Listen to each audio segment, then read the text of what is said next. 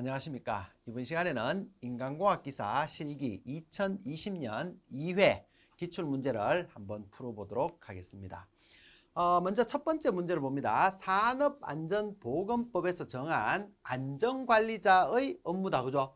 요거는 뭐 법에 나와 있는 안전관리자의 의무다. 이렇게 생각하시면 될 것 같고, 많은 것들 중에 이제 기본적으로 5가지 또 6가지 정도만 여러분들이 외워주시면 될 것 같다. 그죠? 여기에서는 뭐 5가지는 묻고 있죠. 그러면 첫 번째, 위험성 평가에 관한 보자를 하는 거죠. 뭐 안전관리자니까 보자 및 지도 조언 이런 내용이 있고, 그리고 두 번째 보면 해당 사업장 안전교육 계획하고 관련돼 있다. 그죠? 위험성 평가하고 관련돼 있고, 그리고 안전교육 계획하고도 관련돼 있다. 이렇게 보시면 됩니다.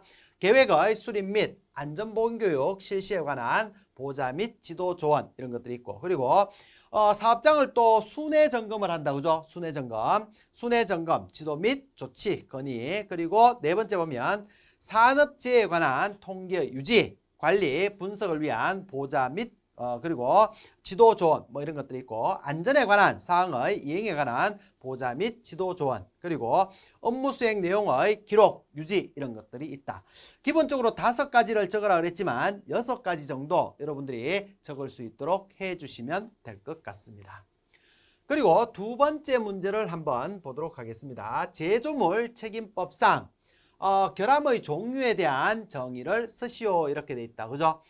여기서는 이제 정의를 쓰시오라고 되어 있으니까 결함의 종류하고 그것들에 대한 설명 이렇게 생각해 주시면 될 것 같네요. 우선 제조물 책임법에서 우리가 결함이라는 것은 3가지 종류가 있다. 그죠? 뭐가 있느냐면 설계상의 결함이 있고, 그리고 제조상의 결함이 있고, 표시상의 결함이 있고. 우선 설계가 있고, 그리고 설계한 대로 만들어야 되겠지. 그죠? 제조가 있고, 만들었으니까 이제 표시를 해야 된다. 이렇게 생각해 주시면 될 것 같습니다. 우선 설계상의 결함은 뭐냐면 우리가 제조업자가 합리적인 대체 설계다. 그죠? 대체 설계를 채용하였더라면 피해나 위험을 줄일 수 있었던 결함이다. 이렇게 작성해 주시면 되겠고, 제조라는 거는 이제 제조 과정에서 발생하는 거죠. 제품의 제조 과정에서 발생하는 결함, 이걸 제조상의 결함이라고 얘기를 하는 거고, 표시라는 거는 이제 그 제품에 대한 위험에 대한 표시라든가 뭐 이런 것들을 나타내는 겁니다. 적절한 사용 및 취급 방법 또는 경고가 포함되어 있지 않을 때 발생하는 결함을 이야기를 한다. 그래서 설계상의 결함, 제조상의 결함, 표시상의 결함 여러분들이 작성을 해 주시면 될 것 같습니다.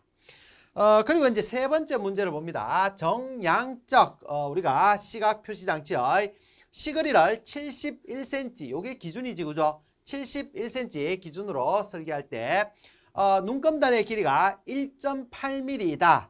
1.8mm라는 거는 요거는 낮은 조명일 때를 이야기를 하는 거죠. 재설계 과정에서 시거리 91cm로 변경하였다면 동일한 시각을 유지하기 위한 눈금단의 길이 미리를 구하시오 이렇게 되어 있습니다. 요거는 우리가 비율로 구할 수가 있다. 그죠? 그러면 기본적으로 71cm일 때 얼마냐면 눈금단의 길이가 1.8이라 그랬죠. 1.8 이렇게 되어 있는데, 이게 만약에 71이 아니고 91이 되면 91일 적에는 X냐 이렇게 되는 거죠. 알겠죠? 그러면 요거는 안에 거 밖에 거 이렇게 곱해주면 되는 거죠. 1.8 곱하기 91은 이렇게 됐습니다. 71 곱하기 X 이렇게 나타낼 수가 있을 것이고, 그러면 X는 어떻게? 1.8 곱하기 91에다가 나누기 71 이렇게 작성해 주시면 될 것 같다. 그죠? 그러면 이렇게 해서 계산을 하게 되면 이게 얼마가 나오냐면 2.3이 나올 겁니다. 2.3. 그러면 단위 적어야 되겠죠? 단위는 뭡니까? 71cm 할 때 1.8mm였죠. 그러면 91cm 할 때 몇 미리냐 이렇게 될 거 아니에요. 그죠? 그러면 여기서 단위는 우리가 미리라고 이렇게 나타낼 수가 있다. 뭐 이렇게 작성해 주면 되는 그런 문제가 될 것 같습니다. 네 번째 문제는 어떤 작업의 정미 시간이 나와 있죠. 정미 시간이 0.9분이다. 일일 8시간을 근무를 합니다. 8시간 근무 시간의 10%. 여기서 10%라는 거는 근무 시간의 10%죠. 알죠? 근무 시간에 대해서 10%이기 때문에 요거는 뭘 나타내는 겁니까? 요거는 우리가 내경법을 나타내고 있다. 이렇게 생각해 주시면 될 것 같습니다. 요걸 찾을 수가 있어야 되는 거죠. 이렇게 했을 때 근무 요율로 할 때 일일 표준 생산량 요걸 묻고 있는 거죠. 이게 얼마냐 이렇게 묻고 있는 겁니다. 그러면 우리가 제품 하나를 생산할 때 걸리는 표준 시간을 구해야 된다. 그죠? 표준 시간. 표준 시간은 우리가 스탠다드 타임이라고 얘기를 해서 ST라고 나타낼 수가 있고 요거는 어떻게 내경법으로 구하라는 얘기죠. 그러면 요거는 정미 시간에다가 정미 시간 내경법이기 때문에 1 나누기 1 마이너스 여유율 이렇게 해서 구할 수가 있다. 이렇게 생각해 주시면 될 것 같다. 그죠? 그러면 여기에서 정미 시간이 얼마나 그랬습니까? 0.9라 그랬잖아. 그죠? 0.9 뭐 요거는 곱하기로 돼 있는 거고. 그러면 1 마이너스 여유율이 10%죠. 퍼센트로 나타내면 10%고 1을 기준으로 하면 0.1이 되겠죠. 분의 1 이렇게 되잖아. 그죠? 그러면 요거는 0.9에다가 1에서 0.1을 빼면 0.9분의 1이니까 요거는 1이 되겠네. 그러면 표준 시간은 얼마? 1분이다. 이렇게 나타낼 수가 있는 거죠. 제품 하나를 생산하는데 1분이 걸린다. 이런 얘기가 될 것 같다. 그죠? 그러면 여기에서 1일 표준 생산량이라고 돼 있잖아. 그죠? 1일 표준 생산량이고 하루는 총 8시간 동안 근무를 한다. 이런 얘기죠. 그러면 하루 8시간 근무를 하니까 시간을 분으로 바꿔줘야 되겠죠. 그래야만 계산이 가능할 거 아니에요. 그죠? 그러면 생산량이라는 거는 8시간에 대해서 60분이고 그러면 6, 8, 2, 48, 480분이네. 그죠? 제품 하나를 생산하는데 1분이 걸리니까 1로 나눠주면 되겠죠. 그러면 요거는 480개 이렇게 단위를 붙일 수가 있을 것 같습니다. 무슨 얘기인지 알겠죠? 하나를 생산하는데 걸리는 시간이 표준 시간이니까 1분이 걸리고 총 하루에 8시간을 근무하니까 우리가 나눠주게 되면 생산량을 구할 수가 있다. 이렇게 생각해 주시면 될 것 같습니다. 5번째 문제는 근육 수축 시 묘신과 액틴은 길이가 변하지 않는다. 맞는 얘기죠. 이때 액틴과 묘신 사이에 짙은 부분을 이야기를 하고 있습니다. 짙은 부분이라는 거는 여기 보면 묘신이 있다. 그죠? 안쪽에 이제 굵게 되어 있는 이걸 묘신이라고 얘기를 하고 바깥쪽에 있는 얇은 부분 있죠? 요게 이제 액틴 필라멘트라고 그렇게 얘기를 합니다. 요게 이제 겹쳐져 있다 보니까 요 안이 검게 보이는 그렇게 이제 보이게 되는데 요렇게 했을 때 우리가 요 부분 A라는 거는 이제 요 겹쳐지는 부분을 얘기를 하는 거다. 그죠? 요걸 우리가 뭐라고 얘기를 하는 겁니까? 요걸 A대라고 그렇게 이야기를 한다. 이렇게 생각해 주시면 될 것 같습니다. 간단하게 여러분들이 기억할 수 있는 그런 부분이 될 것 같고 그러면 여기에서 나머지 뭐 H대라든가 아니면 I대라든가 뭐 이런 것들 여러분들이 조금 기억을 해 주시면 될 것 같다. 그죠? 그리고 6번째 문제를 한번 보도록 합니다. 작업 개선의 ECRS 원칙에 대해 설명하시오 이렇게 되는데 ECRS 원칙은 시험에 많이 나옵니다. 그렇기 때문에 이것도 여러분들이 명확하게 조금 알 필요가 있는 내용이다. 그죠? 뭐 ECRS 원칙에 대해서 설명하시오라고 되어 있기 때문에 설명까지 타이틀뿐만이 아니고 설명까지 여러분들이 해 주셔야 되는 거고 여기에서 뭐 영문으로 적을 필요는 없습니다. 알죠? 영문으로 적을 필요는 없고 E가 뭘 나타내는 거다. C가 뭘 나타내는 거다. R이 뭐다. S가 뭐다. 이것만 알고 있으면 되겠죠. 그러면 우선 E라는 거는 엘리미네이터, 제거를 나타내는 거죠. 제거. 그리고 C라는 거는 컴바인, 결합 이렇게 적어주시면 되고 R이라는 거는 이제 리얼레인지, 재배열 이렇게 생각하시면 됩니다. 그리고 S 같은 경우에는 이제 심플리파이 이렇게 해서 단순화를 나타내는 거고 설명하시오라고 되어 있기 때문에 설명까지 해야 되겠죠. 그래서 제거는 제거하는 거다. 제거. 알죠? 기본적으로 뭘 제거를 하냐면 불필요한 작업, 작업 요소 이거는 필요 없겠지. 그죠? 이런 것들을 제거를 하는 거고 컴바인이라는 거는 이제 결합, C라는 거는 결합하는 겁니다. 뭘? 다른 작업, 작업 요소와 다른 작업하고 이제 결합을 하는 거죠. 다른 작업, 작업 요소와 결합을 하는 거고 리어레인지 재배열이라는 거는 이제 변경을 하는 거죠. 요거는 변경. 뭘? 작업 순서의 변경을 이야기를 하는 거다. 그리고 단순화도 단순화를 나타내는데 뭐? 작업 요소의 단순화 이렇게 생각해 주시면 될 것 같다. 그죠? 많이 나오는 문제이기 때문에 여러분들이 간략하게 작성할 수 있도록 해 주시면 될 것 같습니다. 그리고 7번째 문제를 한번 보도록 합니다. 7번째 문제는 착오 그리고 실수 건망증 여기에 대해서 이제 설명하라라는 그런 얘기가 된다. 그죠? 설명하시오 이렇게 되는데 실수가 있고 뭐 착오가 있고 건망증 이렇게 되는데 우선은 뭐 우리가 여기에서 실수를 먼저 보게 되면 실수라는 거는 이제 행동의 실패를 나타냅니다. 행동의 실패라는 거는 행동의 실패고 착오라는 거는 이제 부적절한 의도를 가지고 행동으로 옮기는 것 이걸 착오라고 얘기를 합니다. 그러면 실수와 착오는 어떤 차이가 있느냐 하면 우리가 실수 같은 경우는 행동의 실패라고 얘기를 하는데 우리가 이제 남자분들 같은 경우에 이제 군대에 가면 사격을 합니다. 뭐 요즘 우리가 그 오락실 가도 사격하는 거 있잖아. 그죠? 그거 생각하시면 될 것 같아요. 이 사격을 하다 보니까 이제 사실상 잘못하면 사고가 날 수도 있겠죠. 실제 이제 실탄을 가지고 사격을 하고 또 뭐 우리가 그 100m, 200m, 뭐 300m 이렇게 떨어져 있는 거리의 목표물을 맞추는 거잖아. 그죠? 그러면 이제 뭐 300m 이렇게 떨어지면 조그맣게 보이는 거죠. 저걸 이제 총을 쏴서 맞추게 되는데 그렇게 해서 쭉 이제 사격을 하는 사람이 쭉 있습니다. 쭉 해서 이제 같이 자기의 목표물에 대해서 사격을 하는데 사격을 해서 그 목표물에 맞추려고 그러면 어떻게 됐습니까? 여러분들 오락실 가서 사격해 보셨죠? 일단은 총을 잡고 겨누고 난 뒤에 어떻게? 숨을 참아야 되죠.